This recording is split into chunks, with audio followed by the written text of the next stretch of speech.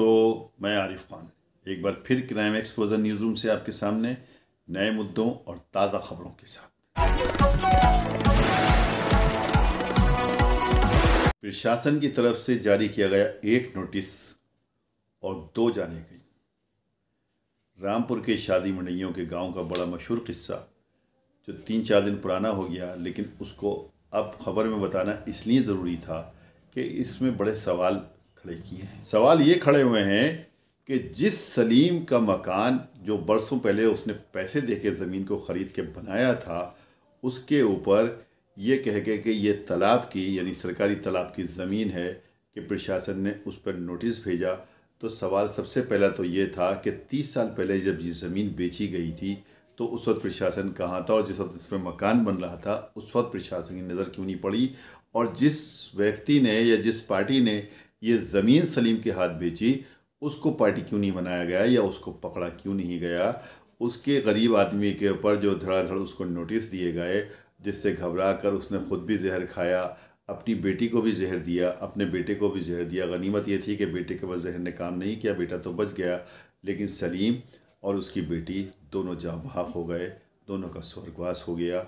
प्रशासन ने उसके बाद में जो हमदर्दी दिखाई वो बहुत ही सराहनीय है, लेकिन उस हमदर्दी ने भी ये सवाल पैदा किए हैं, क्या प्रशासन अपनी कमी छुपाने के लिए हमदर्दी दिखा रहा है। कहते ये हैं, सुना यह है कि प्रशासनिक अधिकारियों ने 2 लाख रुपए का चंदा करके सलीम के परिवार को दिया, 100 गज ज़मीन की रजिस्ट्री कराई और कृषि के लिए भी उसको ज़मीन देने की बातचीत चल रही है, वहाँ पे वो भी खोजा जा रहा है। तो ये अचानक जो मेहरबानियाँ उसके ऊपर हुई हैं, क्या ये अपनी कमी छुपाने के लिए हुई हैं या सचमुच हमदर्दी है। बहरहाल जो भी है, ये तो जो उन्होंने किया है ये तो अच्छा काम किया, एक तरह से उस परिवार को मदद मिली है। लेकिन जो 2 जानें वहाँ से गई हैं उनकी कीमत क्या 100 गज ज़मीन या 100 गज ज़मीन का मकान या 2 लाख रुपए या कृषि भूमि है, ये भी बड़ा सवाल है। वैसे भी ये बात हमारे देश में प्रचलित है कि यहाँ जिंदा व्यक्तियों की नहीं, मुर्दों की ज़्यादा कदर होती है। और जो नए सवाल खड़े हुए हैं उनके जवाब भी लोगों को चाहिए, क्योंकि जिस ज़मीन पर, जिस गांव में, जिस ज़मीन पर सलीम का घर था, यानी सरकारी ज़मीन पर, तालाब की ज़मीन पर सलीम का जो घर था वो अकेला नहीं था, बल्कि उसके जैसे 5-6 लोग और हैं ऐसे जिनके इस प्रकार की ज़मीन पर घर बने हुए हैं और विभाग की तरफ से वहाँ पर नोटिस भी दिए जा चुके हैं। सलीम थोड़े से कमज़ोर किस्म का आदमी था, यह भावुक था, जो भी कुछ कहिए कि उसने उन नोटिसों के डर से जो है उसने आत्महत्या कर ली। लेकिन जिन लोगों के पास में नोटिस आए हुए हैं वो लोग एक तो इस घटना से बहुत परेशान हैं जो सलीम ने किया, और दूसरी बात उनका भविष्य उनको अंधकार में नज़र आ रहा है और ये फैसला नहीं कर पा रहे हैं कि उनके साथ में क्या होगा। क्या उनके भी मकान तोड़े जाएंगे, उनके मकान छीने जाएंगे, या उनकी ज़िंदा रहते ही उनके मकान छीनने से पहले अगर कोई कार्रवाई हुई तो उनको दूसरी जगह पर ज़मीन दी जाएगी या मकान दिया जाएगा। ये भी बड़े सवाल हैं। अभी तक इसका कोई जवाब तो आया नहीं है प्रशासन की तरफ से।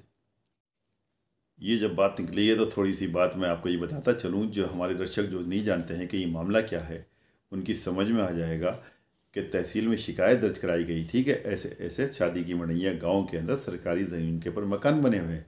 वहाँ से सरकारी अमला गया, उसने जाके मौके का मुआयना किया और उनको लगा कि हाँ ये बिल्कुल शिकायत सही है। उसी के आधार के ऊपर उन्होंने नोटिस जारी किए थे। खबरें हैं कि 3 अप्रैल को तहसील के अधिकारी कर्मचारी गए थे और वहाँ के लोगों को वार्निंग देकर आए थे कि वो खुद मकान खाली कर दें तो उन्हें मकानों से बेदखल कर दिया जाएगा। इन 6 परिवारों में से एक मकान सलीम का था, जिसकी लगभग उम्र 60 वर्ष है और पंचर जोड़कर बहुत गरीबी की हालत में अपने परिवार का भरण पोषण करता है।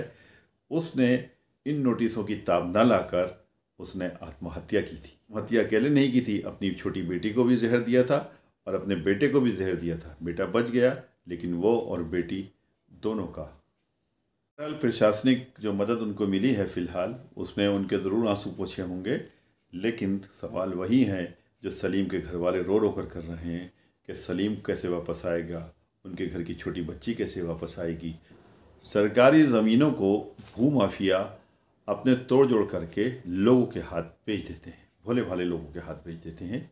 भोले भाले लोग ये नहीं समझ पाते कि ये ज़मीन किसकी है, किस विभाग की है, सरकारी है, कैसी है, क्या है। उन्हें मतलब होता है, उनका सपना होता है घर बनाना, पैसे जमा जुगड़े किए होते हैं, उससे वो एक घर बनाने का सपना देखते हैं। वो लोग थोड़ी ज़मीन भी उनको सस्ती मिल जाती है, वो लोग उनसे ले लेते हैं। लेकिन ये हादसा जो है इस प्रकार का कोई पहला नहीं है कि इस तरह से भूमाफियों ने सलीम के हाथ या और 6 परिवारों का हाथ ज़मीन बेची।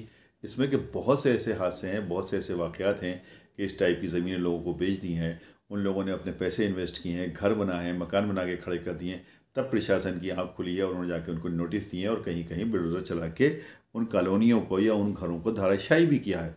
तो यहाँ पर फिर बात वही आती है कि ये जो ज़मीन बेचने वाले जो माफिया हैं या इस प्रकार की जो सरकारी ज़मीनें बेच देते हैं, उनके खिलाफ सरकार, कानून, प्रशासन क्यों नहीं काम करता, या ऐसे लोगों को चिन्हित करके उनको सख्त से सख्त सज़ाएँ क्यों नहीं दी जाती।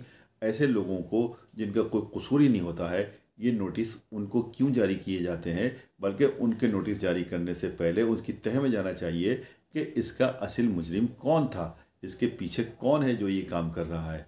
लेकिन चूंकि सरकारी एक कानून का एक वो होता है, एक लेंथ लाइन होती है, उसी पे चलना होता है, तो उन्होंने सोचा जिसके पास में कब्ज़ा है उसी को नोटिस जारी कर दो। अब सलीम जैसे लोग ने तो आत्महत्या कर ली वहाँ पर, और भी बहुत से ऐसे सेंसिटिव लोग हैं जो बहुत कुछ सोचते हैं, लेकिन इस प्रकार के काम करने से पहले उन लोगों को ये फैसला कर लेना चाहिए कि हम जो कर रहे हैं वो सही कर रहे हैं। वीडियो अगर पसंद आई हो तो लाइक कीजिए, शेयर कीजिए और चैनल को ज़रूर सब्सक्राइब कीजिए ताकि डायरेक्ट नोटिफिकेशंस आप तक पहुँचते रहें।